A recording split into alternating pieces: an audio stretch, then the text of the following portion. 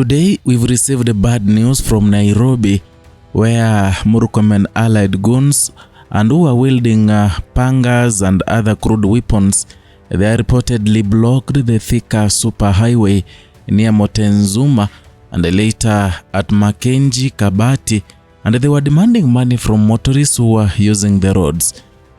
These are the people that are being protected by Murkomen, and they are slowly turning the country into anarchy.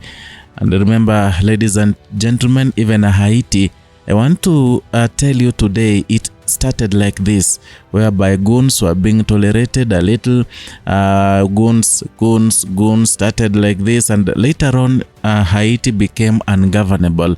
And Murkomen is here lecturing people, lecturing some of the opposition team, saying that when you know goons are there, do not go there. So I really don't know whether about these panga wielding goons blocking the roads, whether we Murkomen equally will say, if you know goons are ahead of that road, stop using that road. You know, yesterday he said something that really irked me. I was so angry. When I remember the words that Murkomen used, it makes me so angry. I want you to watch this video and see how these goons were terrorizing the motorists who were using this road, the superhighway near Motenzuma, and who went again at Makenji Kabati Road.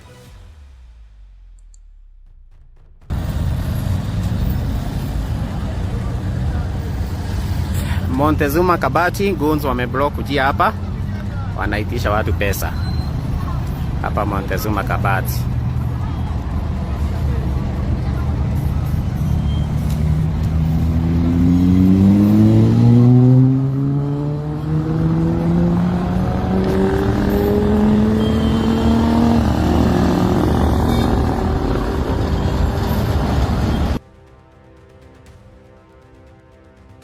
You know, some of you are really wondering why I'm referring to these goons as Murkomen allied goons. It is because Murkomen recently gave a speech about what happened in Homa Bay town.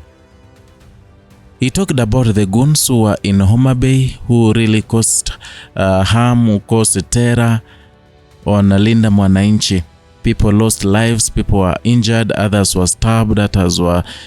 It was a very devastating and shocking incident in Homa Bay. But Murkomen came up yesterday and talked about that incident, saying that he cannot talk about goons in Homa Bay because the leaders themselves, they had issues. It's like now it is a fight of revenge and everything. So the leaders themselves should sort their issues out. I mean, this is an internal security cabinet secretary. Someone who should come out gun blazing to shout down anyone planning goonism, but is here talking nonsense. So from that speech, I believe that is what motivated these goons, that they are protected by the cabinet secretary. He even said so many things, saying that this country, Kenya, is safe. And I was analyzing the speech of Murkomen yesterday, and I got so angry because he's saying that Kenya is safe and it will continue being safe. And I'm asking a simple question. Here, these are the goons terrorizing motorists in an open daylight. So, how safe is Kenya?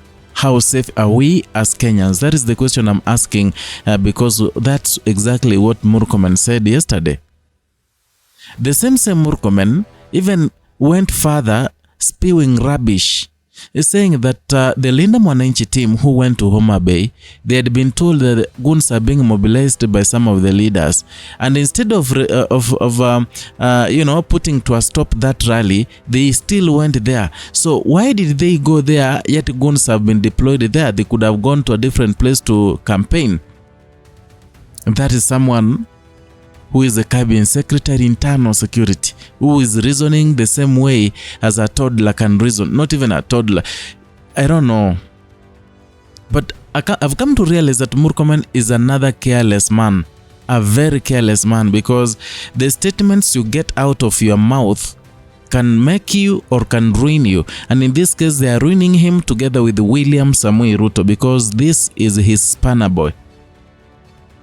So the reason why I'm calling these people, these goons, as Murkomen goons is because Murkomen has blatantly, not once, not twice, defended some of the goons who are destroying property, some of the goons who are terrorizing people, some of the goons who are making people uncomfortable in their own country. But you know what? It all started with the people in government, and soon it will be a major problem in Kenya that will take a lot of resources to end. Instead of doing it right now, when we can, when the country can, when the government can.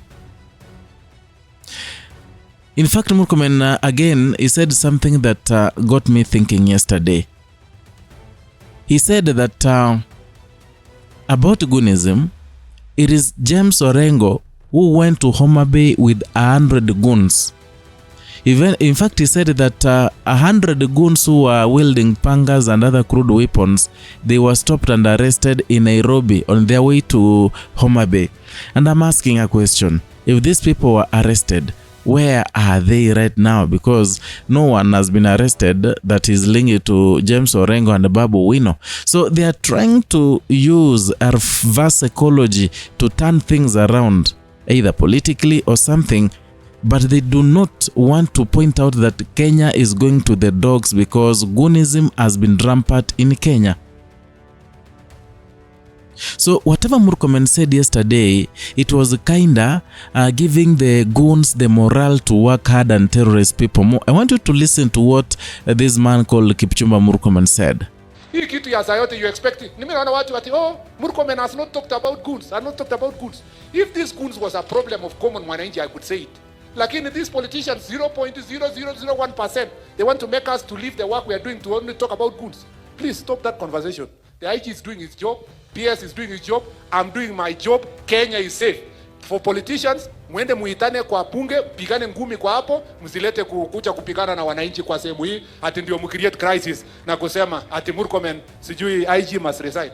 IG alikuwa pale wakati ulikuwa unapanga ati sijui vijana yako. No. There is no crisis in Kenya. Kenya is safe. Stop hyping. Stop the hyperbole. Stop creating a crisis that is not there. It's the figment of your imagination. Kenya is safe and we will continue being safe. Wewe ukijua Homa Bay kuna mtu amepanga goons. Na police washakuambia upende, uspende, ukubali, ukatae, huye ndiye waziri wa masuala ya usalama wa ndani. And he's speaking as if he's just a nobody. I mean, he's speaking like someone who is not learned. I mean, he's speaking like someone who doesn't even care.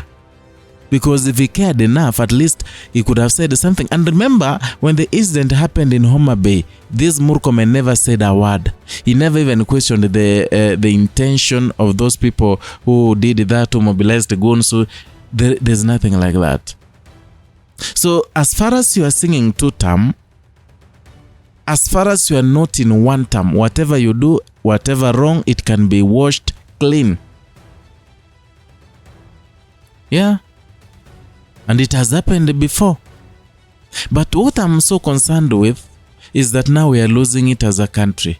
I'm imagining a country where even it's not safe to send your kids to school.